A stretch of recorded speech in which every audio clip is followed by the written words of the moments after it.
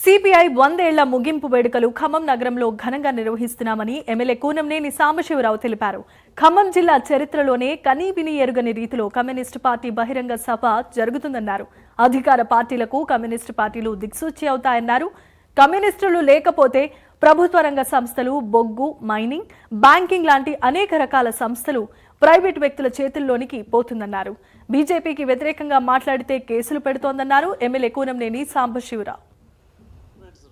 నేను చెప్పేది ఏంటంటే చెడు ఎప్పుడు కూడా ముందు వెళ్ళిపోతా ఉంటది. వాస్తవం నడవాలంటే వాస్తవం ఒక అడుగేసే లోపు అంటే నిజం అబద్ధం ప్రపంచాన్ని చుట్టుముట్టింది.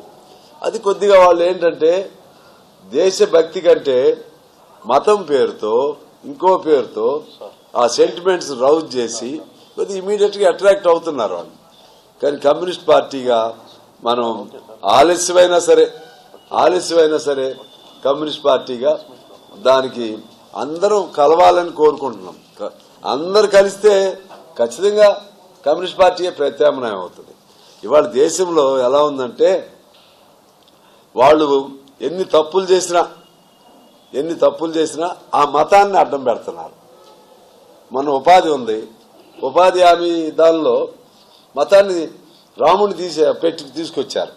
Sambashivaravu MLA and the secretary of the Telangana party, he made an offer that they will arrange the culmination program in Telangana, which the Communist Party have a glorious past in the history of India. So we have decided to organize the culmination program in Telangana in Khammam.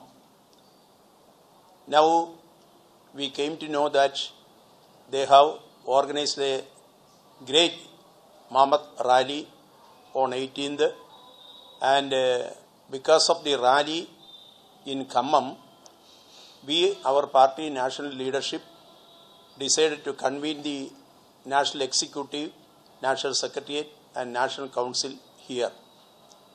After participating in the Mammoth rally, we have our